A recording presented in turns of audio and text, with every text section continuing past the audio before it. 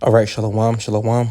First off and foremost, as always, I want to say, Koholam La Yahweh, Bahashem, Yahweh Shai, Bahashem, Rakakwadash, double honor being to the elder apostles of Great Millstone that do rule and teach well.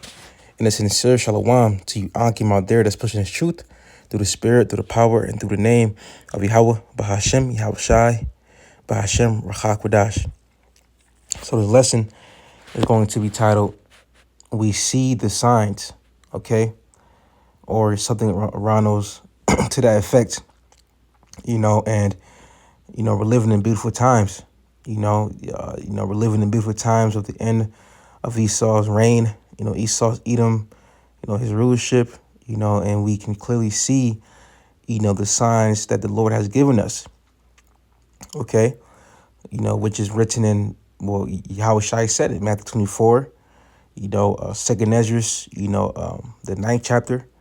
Those go hand in hand. Earthquakes, upwards of the people, false messiahs, pestilences, in earthquakes in diverse places, wars and rumors of wars. We are seeing these things happen, and all these things are signs of the end. Okay, and as the days grow older, you know, overall, it's just beautiful times that we're living in, and as the days grow older, you can clearly see that these signs are amping up, okay? So real quickly, this is the book of Habakkuk, chapter 2, and I'll start at the top, verse 1, and it reads, I will stand upon my watch and set me upon the tower, right? And as servants and prophets of the Lord, our duty is to watch, to be watchmen, to watch out for the prophecies, to feed and warn the sheep. Okay. And it says, and will watch to see what he will say unto me, and what I shall answer when I am reproved. And the Lord answered me and said, write the vision and make it plain upon tables, that he may run that readeth it. For the vision is yet for an appointed time, but at the end it shall not, but at the end it shall speak, right? And the vision is referring to the prophecies that have been written down, okay? That have been written down, thousands of years ago, man, okay? That's the vision that this is talking about, these prophecies. It says, but for the vision is yet for an appointed time, and we're living in the appointed times, okay? We are clearly living in the last days, man. Okay, and real quick, let's hold this. And just to back up my statement, to prove, just to show you that we're living in the last days, to prove that, this is Matthew 24 and verse 14, and it says, and the gospel of the kingdom shall be preached in all the world for a witness unto all nations. Okay, and then shall the end come. All right, so this gospel, this good news has reached everywhere. The whole U.S. of A. outside Babylon. Okay, to other various countries. This word has gone out tremendously, man. All right, and this word is being witnessed unto all nations. Okay, and the reason why this word is going out unto all nations is because Jake is everywhere. We've been scattered, okay, pursuant to the curses. Okay, so we have a lot of our people, okay, mingled amongst, these heathen nations. Okay, so this word has gone out. So that alone, the scripture alone proves that we're living in the last days. Okay, and you can just look out, look in your TV, you just look outside, you watch the news, keeping up with, brothers and, the apostles and their videos. Okay, constantly being updated. You can clearly see that we're in the end of an age, man. Okay, the end of an Edomite era. Okay, So heading back to Habakkuk 2 and 3, and it reads, "For the vision is yet for an appointed time, but at the end it shall speak and not lie." Okay, in these last days, we're clearly seeing prophecy, speaking louder than ever. Okay, meaning what? Meaning that it's manifesting, meaning that ultimately is going to come to pass, right? And it says, "It shall speak and not lie. Though it tarry, wait for it, because it will surely come, it will not tarry." And right, because things have to play out on an earthly level, right? Now, of course, the Lord can do anything He wants. The Lord can make things happen, just like that. Okay, but these prophecies have to have to happen, on man's level, on a earthly level. Okay, on a more realistic level. Okay, that's why the build up to these prophecies being fulfilled is so beautiful. Okay, the Lord Yahweh Shema Shai is is breaking down Babylon from the inside out. Okay, so we're definitely living in beautiful times, man. Okay, beautiful times. All right, this is the book of Second Esdras 9 and verse 1. It reads, "He answered me then and said, Measure thou the time diligently in itself, and when thou seest part of the signs past, which I have told thee before, then shalt thou understand that it is the very same time wherein the highest will begin to visit the world which he made." Okay, and we're measuring the time diligently in itself. All right, constantly being in our watch. Okay, constantly staying in the loop of prophecy and staying updated on what's going on around the earth pertaining to prophecy, things of that nature. Okay, that's how we measure the time diligently in itself. Okay, it said measured out the time diligently in itself. Okay, and when you're diligent, right, as far as being a watchman, okay, then you obtain more fuel, okay, to feed the sheep. All right, and real quickly, let's look at this word diligently. Okay,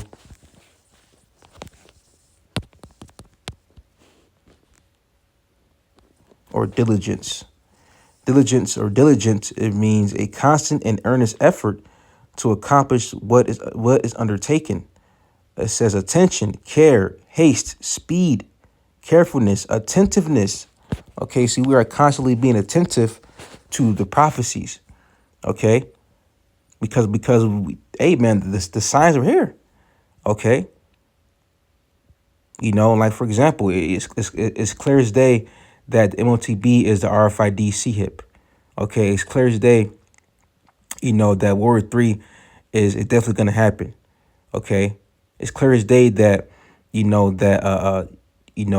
these earthquakes and the protests, upwards of the people. It's clear as day that the Lord is visiting the earth. Okay, verse 2 is read it again, and it reads, then thou shalt understand.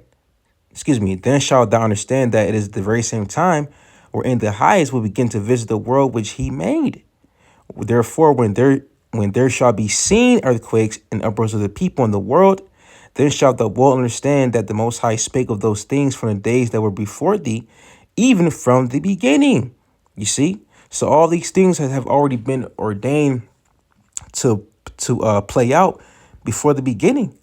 Because you got to keep in mind, man, that this is the Lord's movie. Okay, the Lord Yahweh Shema Shai does what he wants. That this is his movie. Okay, and just like a director, or a writer of a movie, first the script has to be written out first, right? And once the script is written out, then the movie, gets manifested by the scripts. Okay, excuse me, by the script that the writer and the director wrote. Okay, or director. Okay, so the Lord Yahweh Shema Shai has already planned out this perfect movie, man. Okay, and everything is falling perfectly into place. Okay. Verse 5, and it reads, for like as all that is made in the world has a beginning and an end, and the end is manifest. Like the scriptures say, better is the end of a thing than the beginning. Okay. I'm glad that Babylon's fallen, man. I'm glad that, Babylon has ran its course. I'm glad that Babylon is about to go very, very soon, man. Okay. I'm glad that we're past the time of us being in chattel slavery. All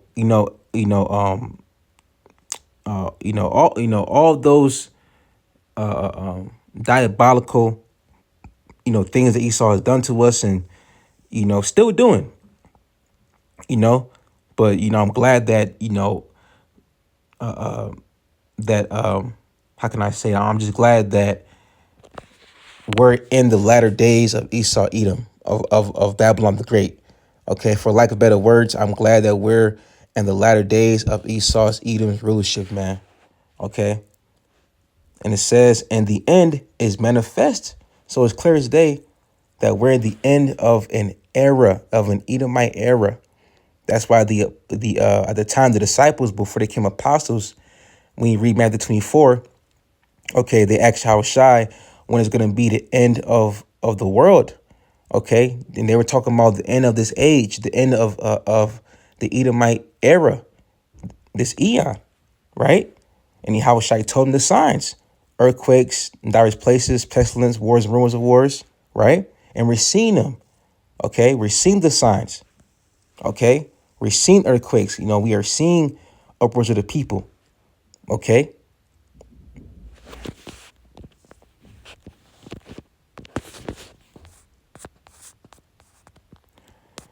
Let's get one more.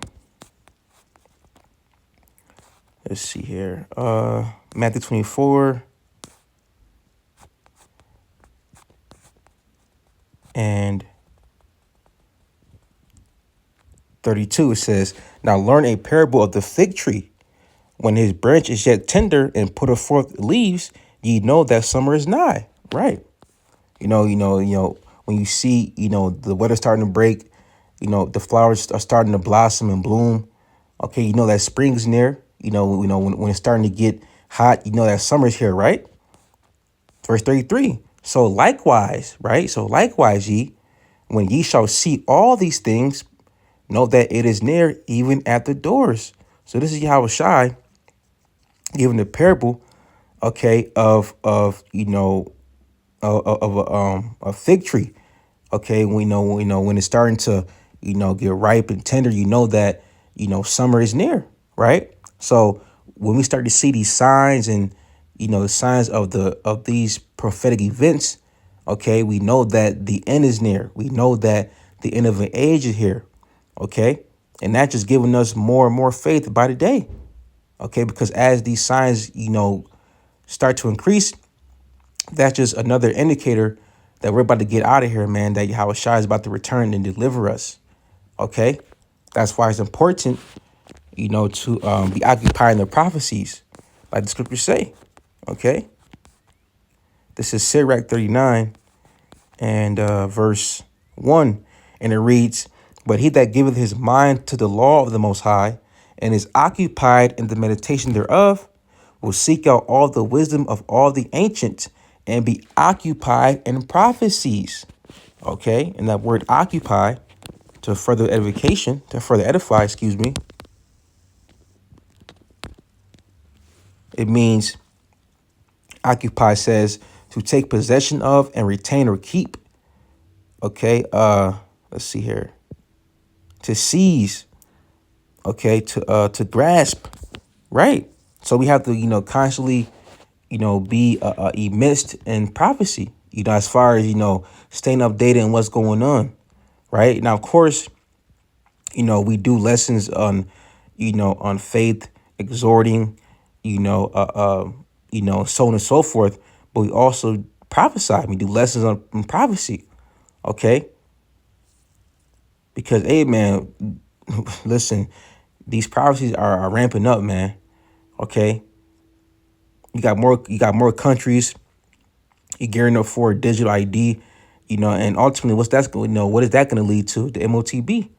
Okay, everything is going digital, man. This is a whole new world.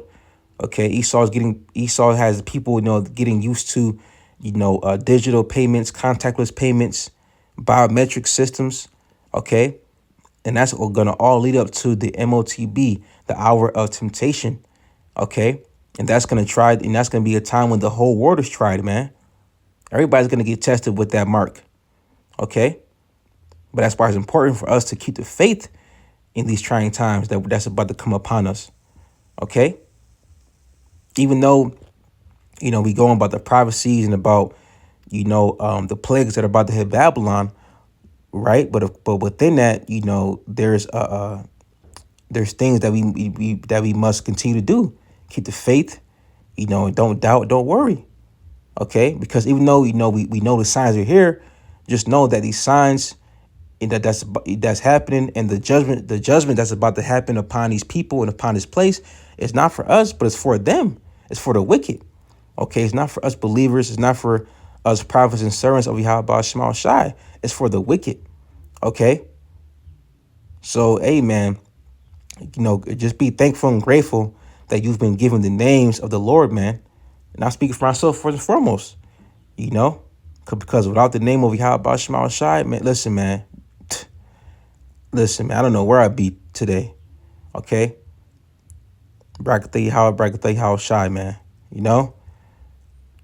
So Lord's will, that's all I wanted to say. That's all, I want to put that there, there for the sheep, and Lord's will, this lesson was edifying to the Lord's sheep.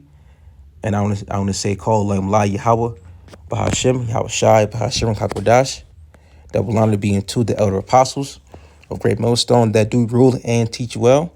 And the shalom to you, Akim out there that's pushing this truth through the spirit, through the power, and through the name of Yahweh, Bahashem, Yahweh Shai, Bahara Kakwadash.